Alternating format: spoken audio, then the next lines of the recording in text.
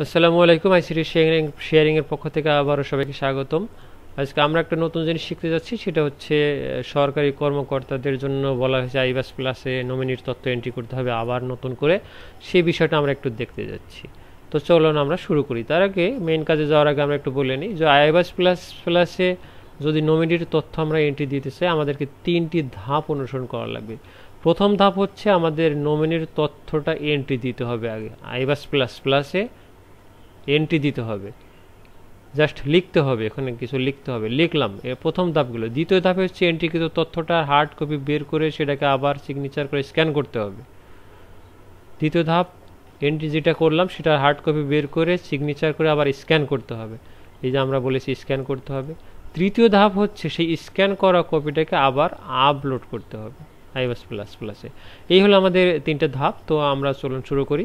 তো first time আমরা জানি যে আমাদের গুগল ক্রোমে যাওয়ার পর আমরা যেভাবে আইবাসে লগ ইন করে থাকি, আইবাস প্লাস সিলেক্ট করলাম, তারপর ভার্সন সিলেক্টর। এরপর আমরা জানি যে এই নিচের এটাই ক্লিক করলে আমাদের লগ ইন করার জন্য যে পৃষ্ঠা আসবে, আইডি এবং পাসওয়ার্ড দেওয়ার পর আমরা আমাদের কাঙ্ক্ষিত পৃষ্ঠা লগ ইন করে ফেলব। লগ ইন করার পর আমরা এখানে বাম পাশে তাকাবো, এখানে আমরা দেখতে পাচ্ছি GPF subscriber nominee entry. Just আমরা এখানে ক্লিক করব, আমাদের কাজ শুরু হয়ে গেল। আমরা দেখুন আমরা শুরু করেছিলাম যে প্লাসে লগ ইন করতে হবে, তারপরে সাবস্ক্রাইবার নমিনি এন্ট্রিতে ক্লিক করতে হবে, তারপরে গোতে ক্লিক করতে হবে। ওকে, আমরা তাহলে এখানে নমিনি এন্ট্রিতে ক্লিক করি, সাবস্ক্রাইবার নমিনি এন্ট্রি, এখানে আমরা ক্লিক করলাম। ক্লিক করার পর আমরা জাস্ট গোতে ক্লিক করলাম। গোতে ক্লিক করার পরে এখানে আমাদের কাজটা আসছে যে আমাদের নমিনির তথ্য এন্ট্রি দিতে হবে। সেটা কোথায়? নিউ নমিনি এন্ট্রির নিচে। ওকে, নিউ নমিনি এন্ট্রির নিচে আমরা সিলেক্ট করে দেখি, এই যে আপনারা দেখতে পাচ্ছেন যে নিউ নমিনি এন্ট্রি, এর নিচে আমাদেরকে এন্ট্রিটা দিতে হবে। তো এইখানে আমরা ফার্স্ট টাইম যে আমাদেরকে বলা হয়েছে যে ফার্স্ট টাইম দেখুন প্রথম কাজটাই হচ্ছে আমাদেরকে নমিনি সিলেক্ট করতে হবে। আমরা যদি একটু খেয়াল করি, প্রথমেই হচ্ছে nominee select type, nominee type কী ধরনের নমিনি হবে। ওকে, আমরা যাই, নমিনি টাইপ সিলেক্ট করলাম, সাপোজ অ্যাডাল্ট। আর একটা কথা বলে নিই, যদি অ্যাডাল্ট না হয় তাহলে রেজিস্ট্রেশন নাম্বার দেওয়া লাগবে, আর যদি অ্যাডাল্ট হয় তাহলে আমাদেরকে দিতে হবে এনআইডি নাম্বার। আমরা যখনই অ্যাডাল্ট সিলেক্ট করেছি তখনই দেখুন আমাদের এনআইডি নাম্বার দেওয়ার জায়গা আসছে। যদি আমরা এখানে অ্যাডাল্ট সিলেক্ট না করে অন্যটা সিলেক্ট করতাম তাহলে রেজিস্ট্রেশন নাম্বার দেওয়ার জায়গা আসতো, এনআইডি দেওয়ার জায়গা নাই। তো এভাবে করে আমরা আমাদের নমিনি টাইপ সিলেকশন করব। নমিনি টাইপ সিলেকশন করার পর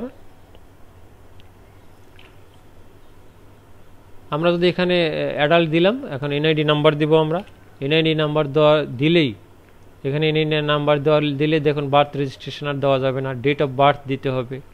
তারপরে নমিনির নেম যেটা আমরা দেখতে পাচ্ছি, এই জিনিসটার কথা আমরা একটু বলি।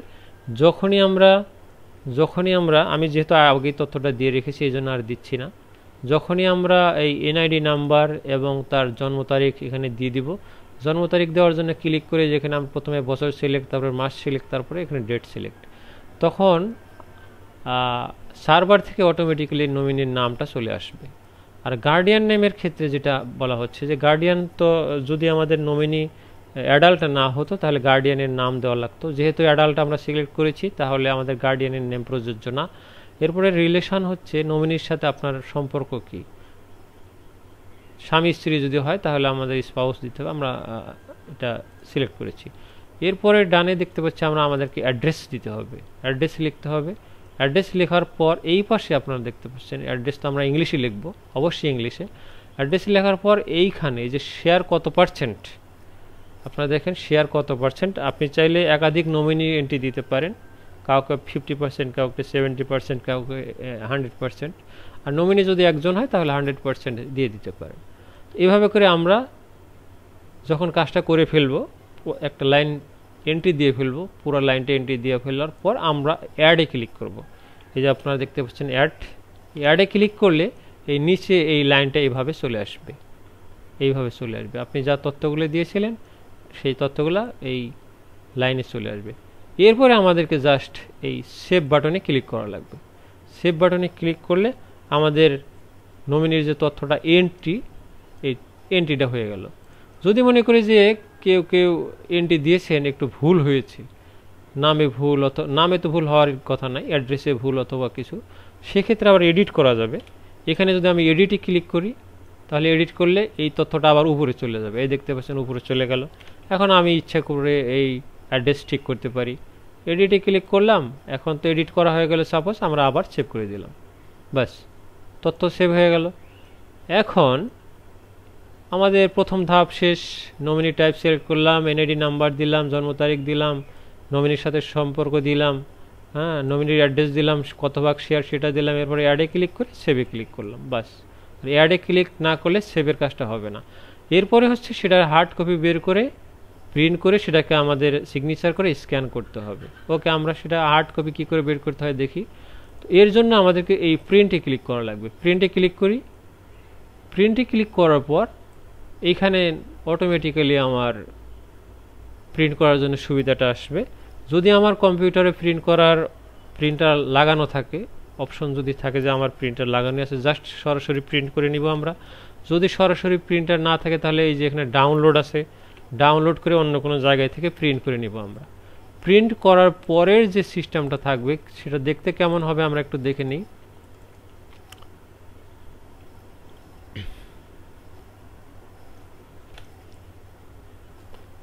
প্রিন্ট করার পর আপনার কাছে যে কাগজটা আসবে সেটা এরকম হবে। আপনার সব তথ্য এখানে দেখাবে, তারপরে এখানে নিচে দেখাবে, আমি এটাই মেইনলি বলছি, সিগনেচার, ডেজিগনেশন অ্যান্ড অ্যাড্রেস, দুইজন সাক্ষীর এই তথ্যগুলো আপনাকে এখানে হার্ড কপিতে সিগনেচার করানো লাগবে। আর নিজের সিগনেচার এখানে দিতে হবে, আপনি যে কাজটা করছেন আপনার জন্য, আর আপনার সিগনেচারটাই থাকবে এখানে। এই সিগনেচারগুলো করার পর আমরা বলেছি যে সেটাকে কি করা লাগবে, সিগনেচার করা, যখন আমি নিজের সিগনেচার করলাম, লাস্ট সেই সিগনেচার করা কাগজটিকে স্ক্যান করতে হবে। আবার স্ক্যানার দিয়ে হোক, ছবি মোবাইল দিয়ে স্ক্যান করে হোক, যে কোনোভাবে সেই হার্ড কপিটাকে, সিগনেচার করা হার্ড কপিটাকে স্ক্যান করতে হবে। স্ক্যান সাপোজ আমার করা হয়ে গেল, আমি আগে স্ক্যান করে রেখেছি। তৃতীয় ধাপে হচ্ছে স্ক্যান করা ফাইলটিকে আপলোড দিতে হবে। ওকে, আমরা কিভাবে আপলোড দেব সেটা একটু দেখে নিই।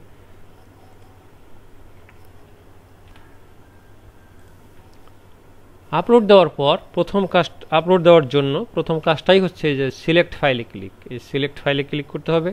সিলেক্ট ফাইলে ক্লিক করলাম। সিলেক্ট ফাইলে ক্লিক করলে ব্রাউজের মতো কাজটা হবে, যে কোথায় আমার ফাইলটা রাখা আছে। সাপোজ আমি রেখেছি ডেস্কটপে, আমি এটাকে সিলেক্ট করলাম। সিলেক্ট করে আমরা ওপেনে ক্লিক দিই। এখানে দেখুন আইবাসে একটু সময় নিল। এরপরে লাস্ট নিচে আমরা যে সিলেক্ট করেছি একটা ফাইল, সেটা এখানে বোঝা যাচ্ছে, এবং কি কি ফাইল দেওয়া যাবে এখানে আপনারা দেখতে পাচ্ছেন। PDF file, doc file, image, এবং ম্যাক্সিমাম সাইজ 5 মেগাবাইট, এর বেশি হবে না। ওকে, এখন আমরা জাস্ট সাবমিটে ক্লিক করব। সাবমিটে ক্লিক করি। এখন আমাদেরকে শিওর হওয়ার জন্য বলছে যে আপনি কি সাবমিট করতে চাচ্ছেন। ওকে, আমরা ইয়েসে ক্লিক করি। ইয়েসে ক্লিক করার পর আমাদেরকে বলছে যে আপনার যে মোবাইল নাম্বারটা আইবাসে এন্ট্রি করা আছে, সেই মোবাইল নাম্বারে একটা মেসেজ গিয়েছে, সেখান থেকে কোড নাম্বারটা দিতে হবে। ওকে, আমরা ওকেতে ক্লিক করি। ওকেতে ক্লিক করলে মেসেজ থেকে যে কোড নাম্বারটা পাবো আমরা, সেটা দেওয়ার জায়গা আসবে। সেক্ষেত্রে আমরা একটু টাইপ করে দিব।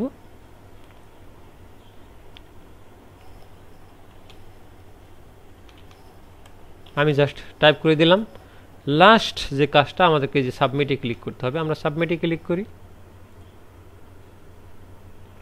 এখন ফাইনালি আমাদেরকে বলা হয়েছে information submitted successfully. Okay click করলাম, আমাদের কাজ শেষ। তো এইভাবে আমরা আমাদের নমিনির তথ্য এন্ট্রি করব নিজেই, কারো কাছে আমাদের সাহায্য পেতে হবে না। তো আশা করি আপনাদের কাজে আসবে। তো আপনাদের যদি ভালো লাগে কাজটা, যদি মনে হয় যে অন্য কাউকে শেয়ার করবেন যাতে মানুষের উপকার হয়, তাহলে শেয়ার করেন। আর কোনো প্রবলেম থাকলে, কোনো জানা থাকলে কমেন্ট করতে পারেন, ভিডিওতে লাইক দিতে পারেন। তো এই প্রত্যাশায় আজকের মতো রাখছি। সবাই ভালো থাকবেন। আল্লাহ হাফেজ।